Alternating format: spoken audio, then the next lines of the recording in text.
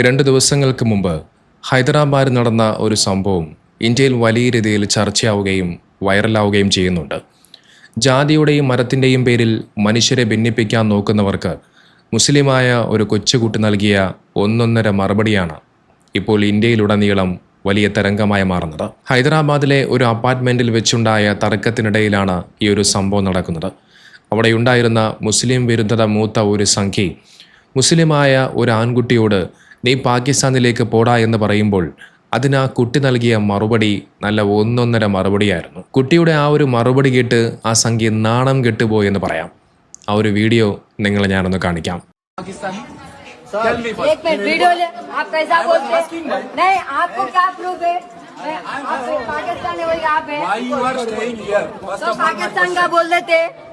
मेरे दादा Indian army में थे, आपको पता है, सूबेदार थे वो। गलत है ये इलीगल एक्टिविटीज। अरे तू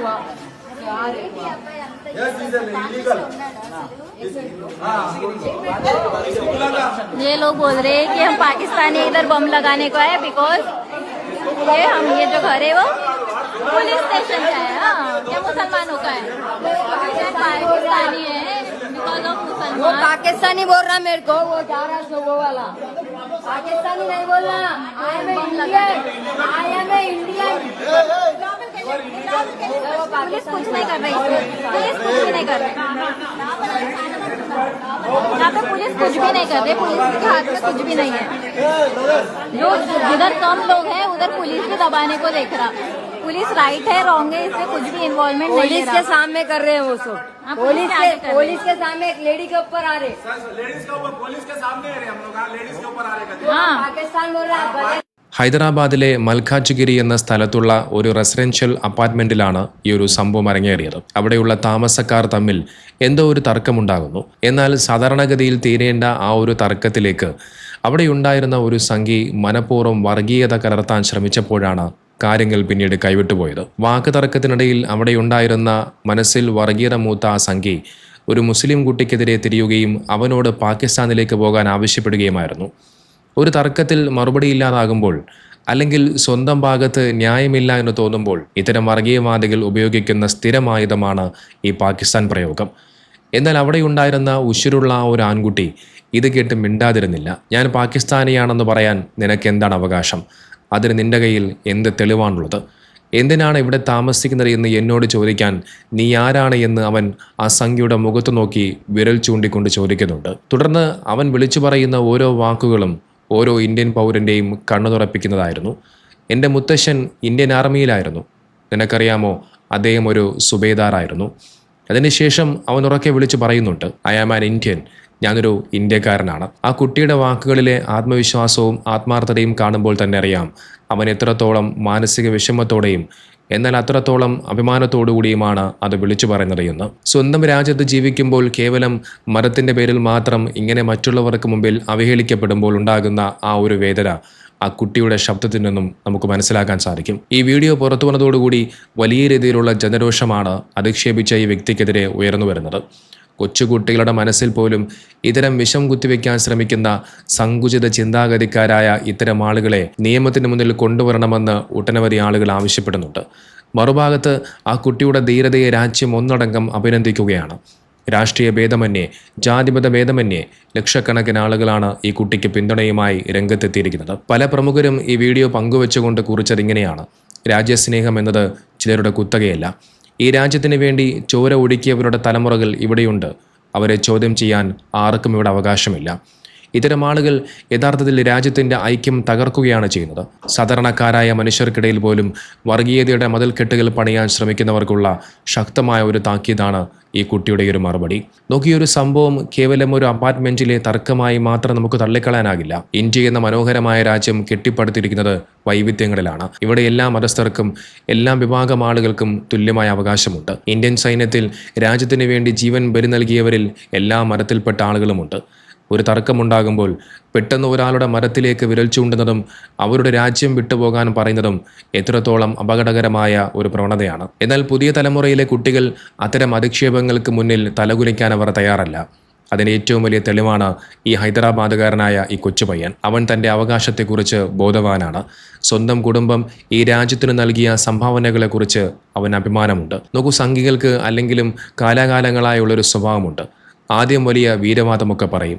സോഷ്യൽ മീഡിയയിലൂടെയും അല്ലാതെയുമൊക്കെ മുസ്ലിമീങ്ങൾക്കെതിരെ അതിരൂക്ഷമായ വർഗീയ വിഷം തുപ്പുകയും ചെയ്യും. എന്നാൽ പിന്നീട് പണി കിട്ടുമെന്ന് ഉറപ്പാകുമ്പോൾ അബദ്ധം പറ്റിയതാണ്, ക്ഷമിക്കണമെന്നൊക്കെ പറഞ്ഞ് കാല് പിടിച്ച് കരയുക എന്നുള്ളത് സംഘികളുടെ സ്ഥിരം പ്രവണതയാണ്. അത് സംഘികൾ കാലാകാലങ്ങളായി മുറതെറ്റാതെ ചെയ്തു വരുന്നുണ്ട്. അത്തരത്തിൽ ഈ ഒരു സംഭവത്തിന് ശേഷം ഈ സംഘിയും മുറതെറ്റാതെ മാപ്പുമായി രംഗത്ത് വന്നു. ആ വീഡിയോ ഞാനൊന്ന് കാണിക്കാം. Manoj Kumar Janapriya lake front Sainikpuri colony Papra division से बात कर रहा हूँ। जैसे कि आप ये वीडियो वायरल चल रहा है मेरे बारे में, एक्चुअली वो क्या हुआ बोले तो एक छोटा सा सोसाइटी का इशू था, मगर वो तीखी नोक झोंक में वो मेरे से निकल गया। और वो क्या बोलते सो, अगर किसी कम्युनिटी को मेरे से धक्का, अगर कोई किसी के दिल को तकलीफ हुई तो मैं आप लोगों से सबसे माफी मांग रहा हूँ। फिर भी मैं वो बच्चे से भी माफी मांग रहा हूँ, क्योंकि मेरा इंटेंशन वो नहीं था। मेरा इंटेंशन किसी कम्युनिटी को चोट पहुंचाना नहीं था, क्योंकि यहाँ पे हम मिलजुल के हमारे सब तो मिलजुल के रहते हैं, सेक्युलर के सरकार रहते हैं हम लोग सब जन। और एक्चुअली मेरे पास जो भी टेनेंट है, मेरे पास जो मुस्लिम टेनेंट्स है, ऐसा मेरा कोई इंटेंशन नहीं था। फिर भी मैं बार बार हर कम्युनिटी को मैं हाथ जोड़ के बोल रहा हूँ, मेरे से कुछ अगर गलती से भी अगर कोई बात निकल गई तो मैं सॉरी बोल रहा हूँ। मैं तो मुझे माफ करना सब जने मिलके।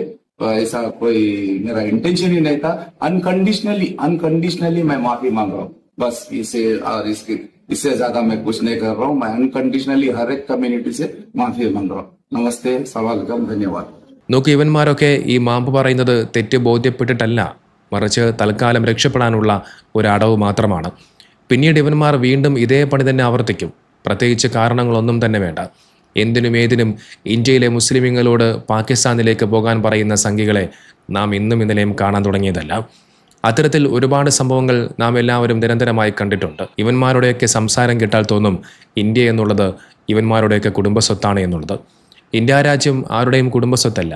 ഇവിടെയുള്ള ഹൈന്ദവനും ക്രൈസ്തവനും മുസൽമാനും മതമുള്ളവനും മതമില്ലാത്തവനും എല്ലാവർക്കും ഒരുപോലെ അവകാശപ്പെട്ടതാണ് നമ്മുടെ ഇന്ത്യ രാജ്യം. നമ്മുടെ രാജ്യത്തിന് സ്വാതന്ത്ര്യം നേടിത്തന്നവരിൽ എല്ലാ മതവിഭാഗത്തിൽപ്പെട്ട ആളുകളുമുണ്ട്. തങ്ങൾക്ക് ഇഷ്ടപ്പെടാത്ത ഒരു ചോദ്യം ചോദിക്കുന്ന വ്യക്തിയെ അതിനെ നേരിടാൻ കൃത്യമായ മറുപടിയില്ലാതെ വരുന്ന സമയത്താണ് സംഘികൾ ഇത്തരത്തിലുള്ള ഈ പാകിസ്ഥാനിലേക്ക് പോടാ എന്നൊക്കെ പറയുന്ന ഇത്തരം പ്രയോഗങ്ങളൊക്കെ ഉപയോഗിക്കാറുള്ളത്. 1947 ഇന്ത്യ വിഭജിക്കപ്പെട്ടപ്പോൾ അന്ന് ഒരു വലിയ വിഭാഗം ആളുകൾ പാകിസ്ഥാനിലേക്ക് പോയി എന്നത് സത്യമാണ്. എന്നാൽ അതിനേക്കാൾ വലിയൊരു വിഭാഗം മുസ്ലിമീങ്ങൾ ഈ മണ്ണിൽ തന്നെ ഉറച്ചു നിന്നു. എന്തുകൊണ്ടെന്നാൽ അവർക്ക് ഗാന്ധിജിയുടെയും നെഹ്റുവിൻ്റെയും മതേതര ഇന്ത്യയിലായിരുന്നു വിശ്വാസം. ഇത് തങ്ങളുടെയും കൂടെ രാജ്യമാണെന്ന ബോധ്യം അവർക്കുണ്ടായിരുന്നു. പൂർവികരായ ഇന്ത്യൻ മുസ്ലിമീങ്ങളുടെ വിയർപ്പും രക്തവും വീണ മണ്ണാണിത്. അന്ന് പാകിസ്ഥാൻ എന്ന മതാധിഷ്ഠിത രാജ്യത്തെ വേണ്ടെന്ന് വെച്ച് ഇന്ത്യയെ നെഞ്ചോട് ചേർത്തവരുടെ തലമുറയോടാണ് ഇന്ന് സംഘികൾ പാകിസ്ഥാനിലേക്ക് പോകാൻ പറയുന്നത്. ഒരു സർട്ടിഫിക്കറ്റും കാണിച്ച് തങ്ങളുടെ ദേശസ്നേഹം തെളിയിക്കേണ്ട ബാധ്യത ഈ രാജ്യത്തെ ഒരു മുസ്ലിമിനുമില്ല. ഈ രാജ്യം എല്ലാവരുടേതുമാണ്. എന്തിനും ഏതിനും മറ്റുള്ളവരോട് പാകിസ്ഥാനിലേക്ക് പോകാൻ പറയുന്നവർ യഥാർത്ഥത്തിൽ ചെയ്യുന്നത് ഈ രാജ്യത്തിൻ്റെ മതേതരത്വത്തിൻ്റെ വേരിറക്കുകയാണ്.